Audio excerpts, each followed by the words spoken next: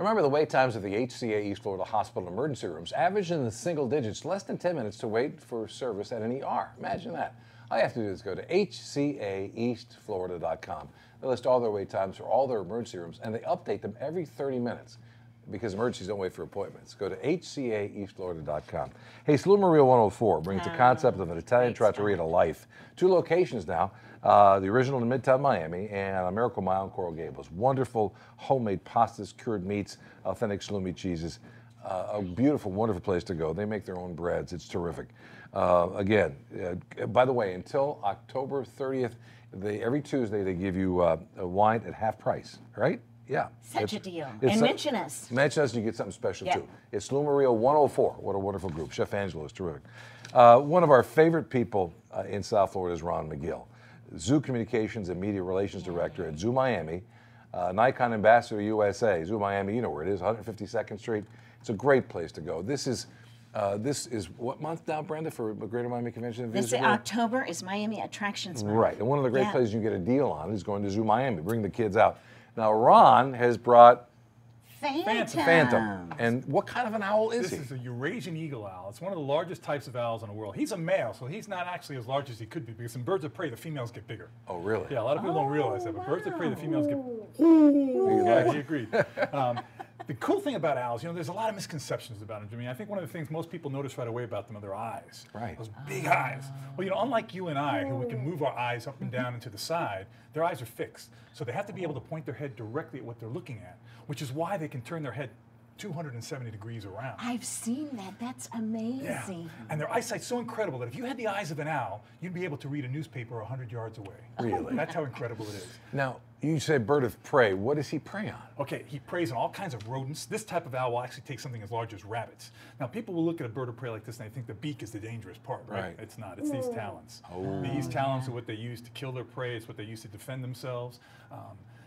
Another big misconception about owls. Well, and when you talk about prey, they do such a great service in our environment because the rodents they eat can be so destructive. Right. You have to understand, they can eat sometimes 3, 4, 5, 6, 7 rodents a night. Oh, you take my two goodness. mice in 1 year, you let them breed as much as they can and let all their offspring breed as much as they can in 1 year, 1 million mice. Wow.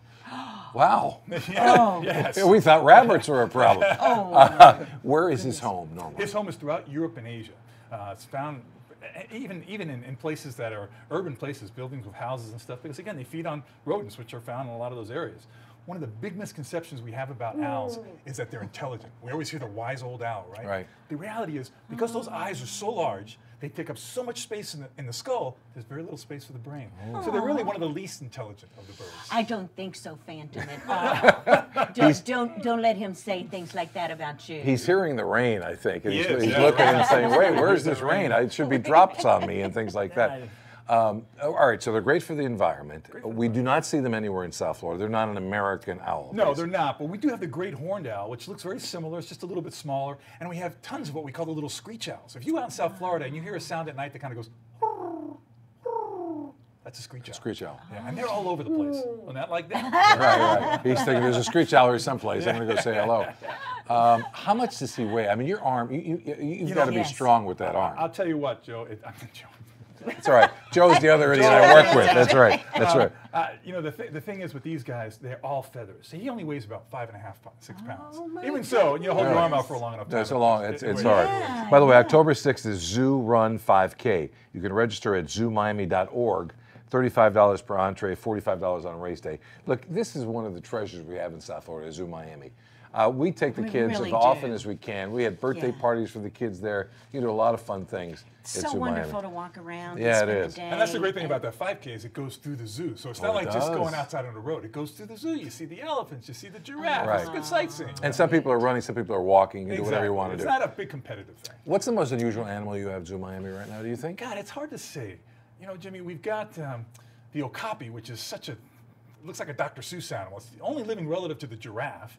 It looks like a cross between a zebra and a giraffe, and it wasn't even discovered until like the early 1900s. So they're found in the middle of the forest of Zaire, but now the Congo.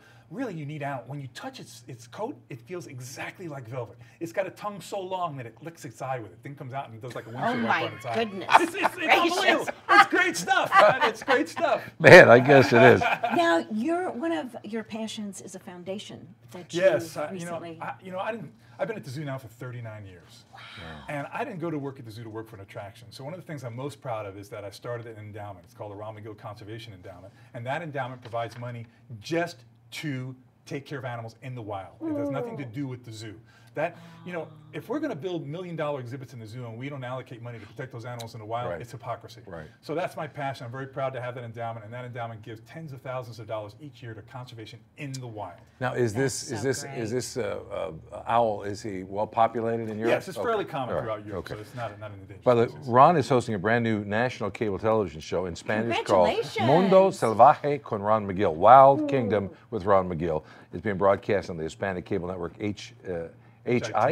Yeah. It's based in New York City, but Now, when does it start? It started last night. It was the debut. It went great. It's kind of like the PBS for Hispanics throughout the country in Mexico. And for me, I tell you, Jimmy, it was really great because, I do what I do today because as a kid, we had one show.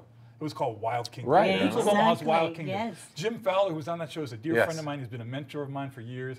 And to be able to do a Wild Kingdom in Spanish for the Hispanic families, since I'm Hispanic, for me is just great to get these people engaged. There's too many shows on TV today where it's when animals attack, the world's deadliest, stuff like that. Hello. Whoa, there we go. This is our air conditioner.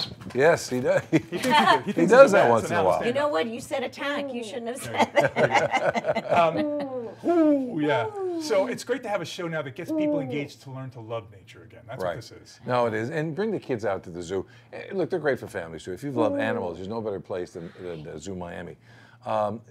Most fun thing to do at the zoo for you? For me, feeding the giraffe. When you can get up on a platform. That's so and great, you look I've at done that. You look at a giraffe eye to eye. You're looking at an animal 16 feet tall, and all of a sudden this 16-inch tongue comes out and takes a piece of lettuce out of your hand. You used to see kids' faces when that happens. The kids are like, oh, it's just great. That's the kind of connection. There's that old saying that says, in the end, you protect what you love what you understand, and you understand what you're taught. And that kind of window into the world, to give these kids that connection with the animals, they can go in there, they can feed the cockatiels. They can feed a rhino. Can you imagine? A 2-ton rhino comes up to you and eats a piece of carrot out of your hand, People look at a rhino as this horned animal is going to attack you, and all of a sudden this gentle animal comes up, eats the carrot. Sweet. So that's what's important. Plant the seed in kids early that nature's wonderful. There's no better place than Zoo Miami to do all of this. And do it in the month of October during Miami Attractions Month. Right. And there's a special. Look at all the specials at MiamiAttractionsMonth.com. Right. Go there. It's part of the Greater Miami Convention and Visitors Bureau, and what they've done is take so many wonderful attractions in South Florida. It's some that you probably don't even know about.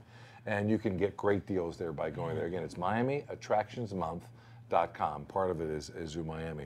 Well, Phantom, you've been very good. Thank you so He's been pretty well much. behaved. He baited only once, but there's so much activity around here that he's looking. He's thinking, Oh, there is. God. There's all kind of people around here. Plus, there's been a lot of food in here at one point, and so he's probably smelling all of that. Pretty good too, I would imagine the ability to smell is pretty extreme on an animal like this too. It is pretty good, but actually it's their sight and their hearing. Their hearing is incredible. Their ears are different than ours. We have an ear balanced on each side. Right. They have one ear up here. Yeah. And the other ear is down here. So Really? it's like we had an ear up here, we had another ear down here. They can triangulate sound. I did studies at the University of Florida where we flew an owl in a pitch black room, let a mouse go, went right on the mouse just from hearing. It's incredible. Nature's incredible that way. How do you feed Phantom at the zoo? Well, he gets dead mice. I figured. Basically what we do is we have all the mice, they're humanely euthanized, they're put in the freezer, we pull them out like a TV dinner, throw them out, put them on the thing, and he just chomps them right down. He just enjoys them very much. And I imagine once in a while he's looking for a real one someplace around. Every now and then, it's good to have an owl in case you get some mice. Well, you got that right, man. You know what? So, don't get an owl for your backyard, but if you have one back there, it's supposed to be good luck too, aren't they, Brenda? Very good luck. Yeah. It's supposed to be very, very good luck. And they really are great You're animals. good luck. They're not an animal that's going to hurt you, attack you. But having said that, if you ever see a bird of prey that's hurt, a hawk or an owl, never go to approach it because it's going to get on its back. It's going to lunge at you with those talons. These talons could break the fingers in my hand. I bet they can. And you've got a protective very thick sleeve protective on eagle glove too. that I use for them. So. It's called an eagle glove. Yes. Man, I'll tell you what. Again, it's MiamiAttractionsMonth.com. Head out to Zoo Miami. It's zoomiami.org. You can find them there. They're right there on 152nd Street, southwest Miami-Dade County. It's a great place. Ron is the Zoo Communications and Media Relations Director. He's been there for 39 years, which I find hard to believe. I feel like I started yesterday, Jimmy, but I've been really blessed. It's a few people. I say when you get paid to do things that people pay to do, you got a scam going on. Right. Luckily, none of my bosses have figured that out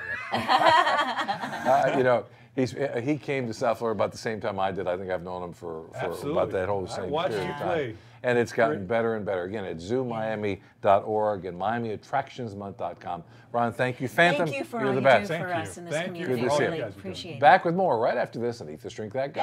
Go.